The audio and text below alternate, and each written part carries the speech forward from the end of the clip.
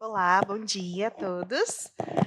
Primeiramente, gostaria de agradecer à comissão do Departamento de Fisioterapia da SOCESP, professora Renata Trim e professora Vera, pela confiança de sempre. É uma honra fazer essa conferência de abertura desse congresso. Então, hoje a gente vai discutir alguns caminhos de inovação tecnológica para a aplicação do teste de caminhada de 6 minutos.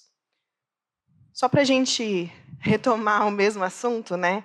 O padrão ouro para classificação de aptidão física é o teste de exercício cardiopulmonar. No entanto, o teste de caminhada de 6 minutos é um teste de fácil aplicação. A gente consegue avaliar o paciente entre períodos de avaliação de esforço máximo pelo teste cardiopulmonar, trazendo benefícios aí para prognóstico e uma avaliação, inclusive, de predição do VO2 máximo. Vários estudos na literatura apoiam o teste de caminhada de 6 minutos como um preditor de desfechos, né? Então, tanto para risco de mortalidade em pacientes com doença cardiovascular, risco de insuficiência cardíaca e mortalidade para pacientes com infarto agudo do miocárdio, decisões clínicas e resposta a intervenções, e até mesmo avaliação da necessidade ou do timing cirúrgico dos pacientes. O que é importante? Tendo em vista todas essas utilidades do teste de caminhada de 6 minutos, a gente ainda precisa explorar mais, né? Será que essas habilidades elas só acontecem no paciente que tem uma capacidade funcional muito ruim? Será que ela só é capaz de detectar esse limiar de 300 metros que a gente fala tanto? Então, do ponto de vista... Opa, não está passando.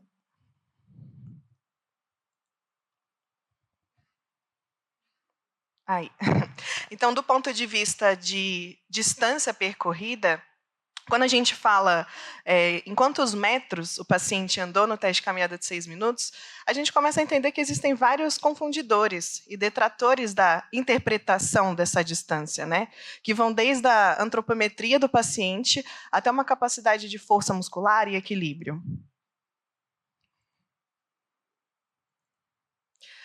Então, quando a gente olha, por exemplo, pacientes com perfis de peso muito distintos, se a gente avaliar só pela distância, que é uma medida indireta de velocidade aqui, né, eu posso dizer que eles têm a mesma capacidade funcional.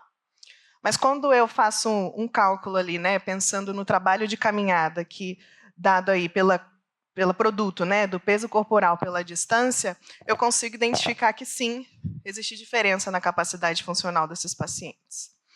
Além disso, pensando em termos antropométricos da altura do indivíduo, é muito mais fácil o indivíduo com 1,70 percorrer uma velocidade de 3,2 km por hora do que um indivíduo de 1,50. Então, o comprimento de passo tem sido uma estratégia também para a gente refinar a avaliação do teste de caminhada de 6 minutos. É muito interessante a gente pensar que uma simples contagem manual dos passos no teste de caminhada de 6 minutos já é capaz de trazer essa variável para a gente, e nem por isso é uma coisa que a gente faz de rotina, né? Então, a avaliação da capacidade funcional também tem esse refinamento, né, da avaliação das variáveis cardiorrespiratórias de frequência cardíaca, saturação, frequência respiratória, Borg. E realmente, né, quando a gente olha em termos de predição do teste de caminhada de 6 minutos, a frequência cardíaca de recuperação ela é um preditor mais forte do que a própria distância do teste de caminhada de 6 minutos. Dentre os parâmetros também, a gente pensa, né, na frequência cardíaca de recuperação como esse forte preditor, o nadir, ou a área de dessaturação do paciente, principalmente pensando em pacientes com DPOC, né, então a área em que o paciente leva para dessaturar durante o teste, e variáveis como o Borg e a presença de uma taquipneia desproporcional. Então, essas são maneiras da gente avaliar o teste de caminhada de 6 minutos, além da distância. Mas aí, se a gente pensar, né, a gente não veio aqui hoje para discutir quantos passos eu vou contar, qual oxímetro eu vou usar, né, qual contador manual de passos eu vou utilizar. Então, não é isso que o Departamento de Fisioterapia da SOCESP esse ano quis trazer para a discussão. E não é isso que a gente vai discutir hoje. Hoje a gente vai discutir tecnologias, né, dispositivos utilizáveis para melhorar a avaliação e a aplicabilidade do teste de caminhada de 6 minutos. Então, pensando, né, que o teste de caminhada de 6 minutos ele é aplicado para além do paciente cardiopata, isso é uma coisa interessante de ser destacada, existem vários dispositivos aí para avaliar de maneira quantitativa, mas também qualitativa a marcha desse paciente. Então, pensando aqui, né, numa análise, inclusive, temporal da utilização desses dispositivos, a gente tem o eletrocardiograma, né, por telemetria, e sensores de frequência cardíaca de diversos tipos, né, que podem ir desde uma faixa, aqui, né, do Polar, que hoje já tem uma interface bem amigável para smartphones, né, que viabiliza muito mais a aplicação dessa estratégia, até mesmo, né, estratégias de Holter ou Incardio, que são estratégias com eletrocardiograma por telemetria, e estruturas mais simples e mais viáveis do ponto de vista de custo. O que isso pode trazer para a gente? Bom, se eu consigo analisar para além da frequência cardíaca antes, no segundo minuto, no quarto minuto e após, eu consigo avaliar a frequência cardíaca em tempo real, durante o comportamento de incremento de esforço. Isso leva a gente aqui a entender, né, variáveis de comportamento dinâmico dessa frequência cardíaca. Está passando com um clique. Bom, a avaliação da cinética da frequência cardíaca ela é, por exemplo, determinante para a gente acompanhar um paciente com transplante no caso de uma denervação, ou se o paciente já tem um potencial de reinervação com essa avaliação mais refinada. Para tentar melhorar, né, os dispositivos, a gente também pode acoplar durante o teste a espirometria e análise de gases portátil, também via telemetria. Não está passando direito. Aí, Frei. E agora voltou. Desculpa, gente, está com os problemas técnicos. Será que ele não consegue passar para mim? É mais fácil. Tá bom. Então, a análise, né, de gases a gente consegue avaliar por meio de uma turbina, né, que vai identificar aí o volume do gás que é expirado pelo paciente, e uma célula de oxigênio que consegue determinar aí, variáveis de pressão alveolar, de pressão expirada do oxigênio e do gás carbônico, que vão dar aí para a gente variáveis secundárias de VO2 e VCO2, tá? De produção de CO2 e de consumo de oxigênio. Esses dispositivos têm sempre um colete ajustável, né? Então é importante dizer que essa telemetria permite a avaliação em tempo real do VO2 durante o esforço. O uso desses dispositivos ele não interfere na distância percorrida, então tem vários artigos de validação dizendo que sim, você pode usar uma telemetria, que isso não vai fazer o paciente andar menos por conta do peso, né, do dispositivo, que geralmente é em torno aí de no máximo 1 quilo, e aí a gente consegue ter uma avaliação mais dinâmica, tanto do VO2, quanto das variáveis ventilatórias e da própria frequência cardíaca.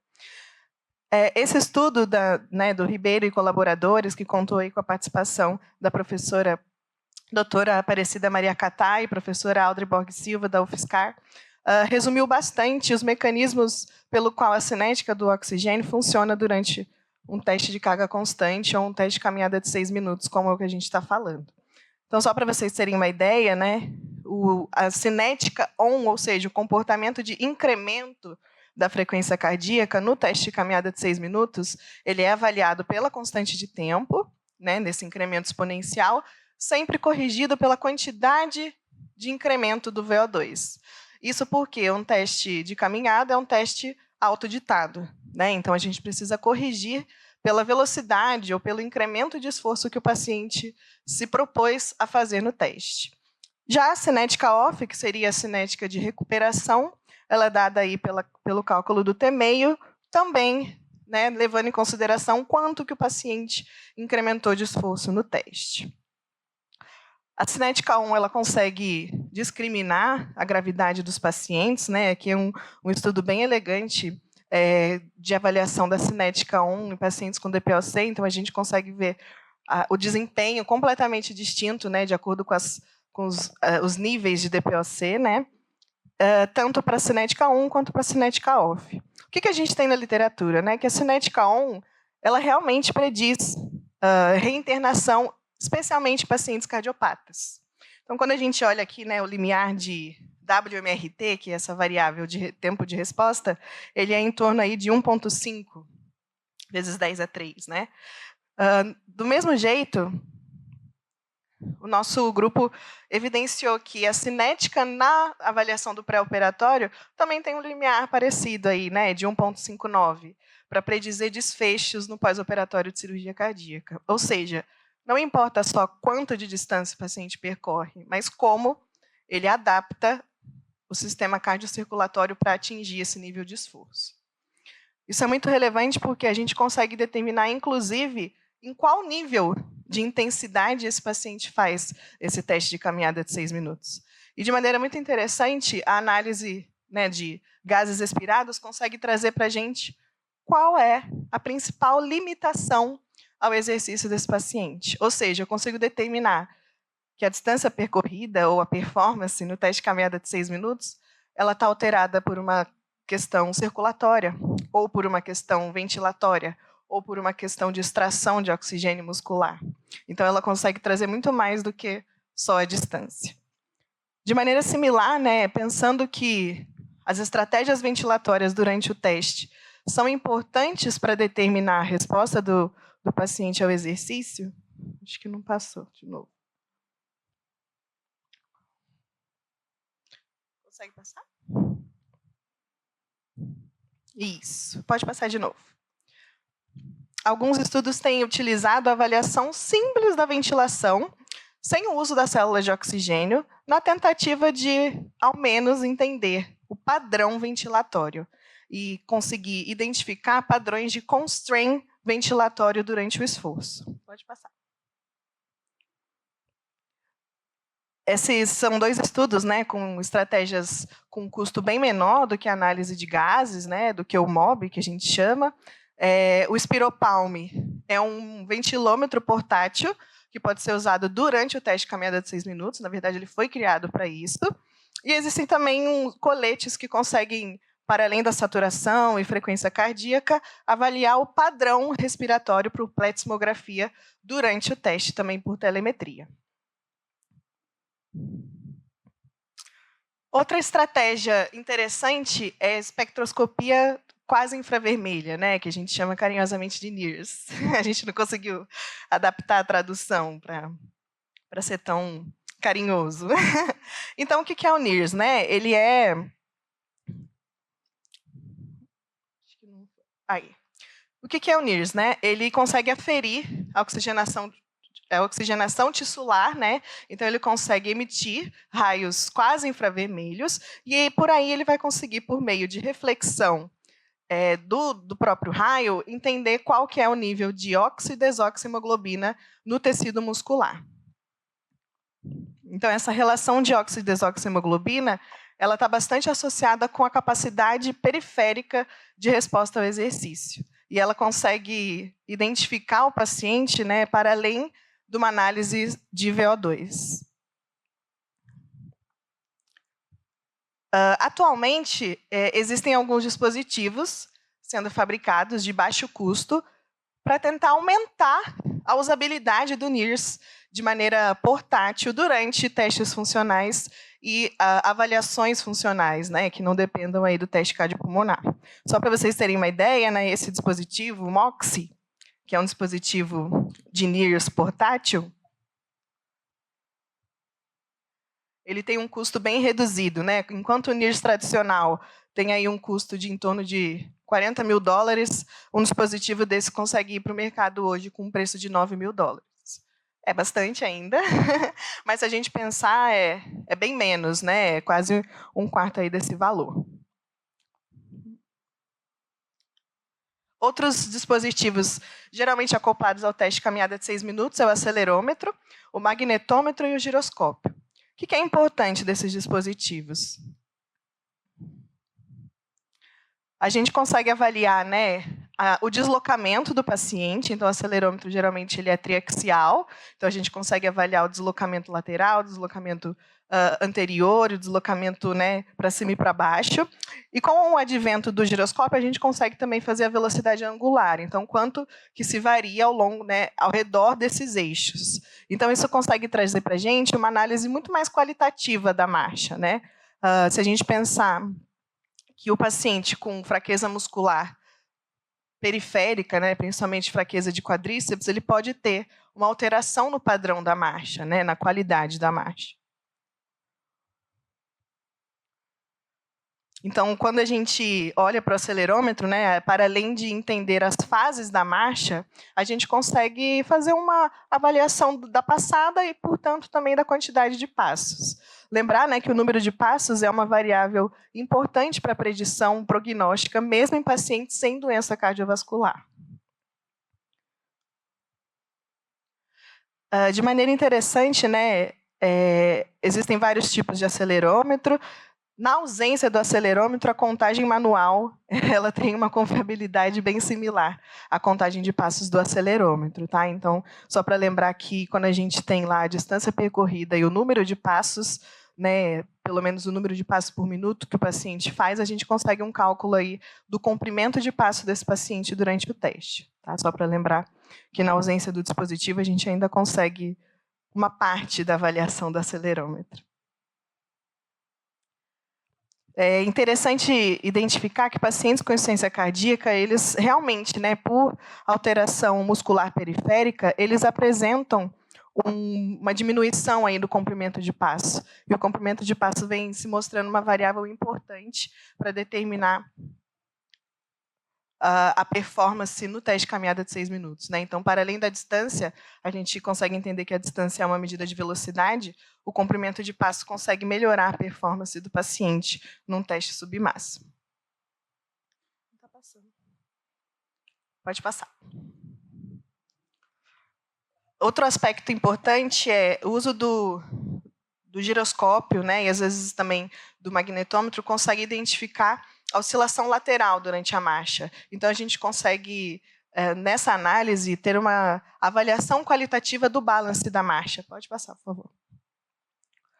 E aí o balance ele tem se mostrado como uma avaliação, né, um fator prognóstico para doenças neurodegenerativas. Então, a avaliação por padrões de marcha ao longo do tempo podem identificar de maneira mais precoce o surgimento de doenças como Alzheimer e Parkinson. De maneira bem importante, né, esse estudo do Brown e colaboradores identificou que a força de preensão palmar, como a gente já usa na prática clínica, e o balanço durante a marcha são fatores preditores de gravidade em pacientes com insuficiência cardíaca idosos. Então, isso é bem preponderante para a nossa prática clínica. Além disso, a gente tem alguns dispositivos, né, que são usáveis, às vezes um pouco mais simples no que diz respeito às variáveis que eles podem trazer, mas que são dispositivos mais amigáveis, conectados aos aplicativos. Pode passar. Então, a gente tem, né, por exemplo, o Kinesiogate, ele consegue identificar aí, durante o teste de caminhada, por meio de acelerômetros ali no joelho, né, do paciente, que também não está mexendo aqui também.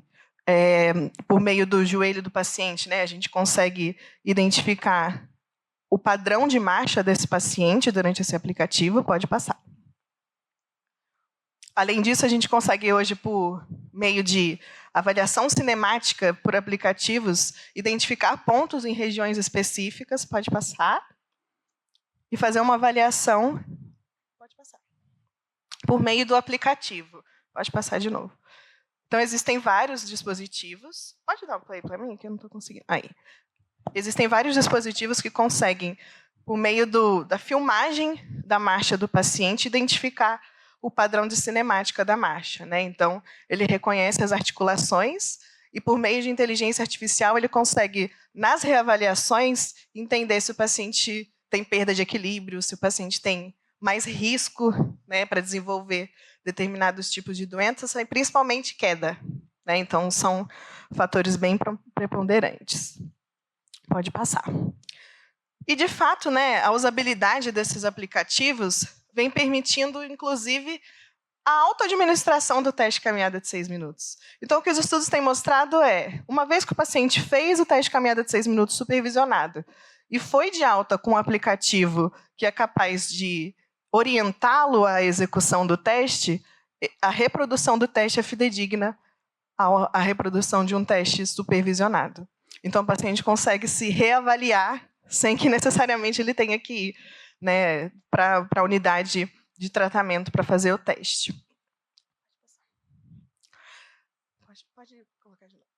Uma coisa bem interessante é que, dentre os dispositivos, né, o dispositivo mais comum, que tem uma maior avaliação, uma melhor avaliação, né, de passos e de frequência cardíaca, são smartwatches, né?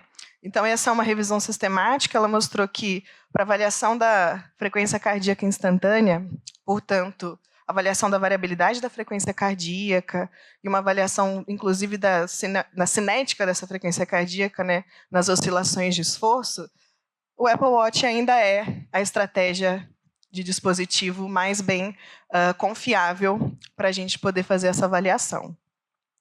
E não, isso daqui não é uma palestra da Apple de lançamento do novo Apple Watch, infelizmente. Vou passar. Mas a avaliação da frequência cardíaca de maneira fidedigna vem trazendo resultados até de alarme de arritmias. Então, alguns pacientes estão sendo salvos pré-arritmia maligna por conta desses dispositivos de smartwatch. Então, muito provavelmente, a Apple sabe mais quem vai ter uma taquicardia ventricular do que o governo dos Estados Unidos, tá? Bom, como que ele consegue detectar uma arritmia, né? Se a avaliação é pelo pulso de frequência cardíaca. Basicamente, existe um mecanismo de inteligência artificial que consegue entender que, opa, o padrão mudou.